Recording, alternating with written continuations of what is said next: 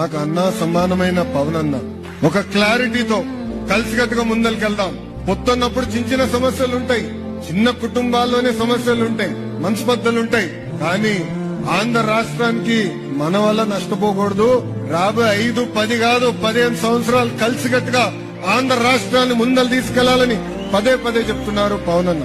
అన్నిట్లో మేము అంగీకరిస్తాం అన్నట్ల, కానీ కన్విన్స్ చేసుకుంటాం. ఎజెండా ఒకటే, అన్ని రంగాల్లో ఆంధ్ర రాష్ట్రం నంబర్ 1 అవ్వాలి. మళ్ళీ తెలుగు వాళ్ళు గర్వంగా ఎస్ మేము ఆంధ్ర రాష్ట్రం నుంచి వచ్చాయని చెప్పిన పరిస్థితి రావాలి. ఎందుకంటే వాస్తవంగా చూస్తే గడిచిన 5 సంవత్సరాలు మనం తలదించుకుని బతికే పరిస్థితి. పీపీఎల్ రద్దు చేశారు, ఏకంగా సావరెన్ గ్యారంటీ ఉన్న ప్రాజెక్ట్స్ అన్ని క్యాన్సిల్ చేశారు. దానివల్ల కేవలం ఆంధ్ర రాష్ట్రం కాదు, భారతదేశం కూడా తీవ్రంగా నష్టపోయింది.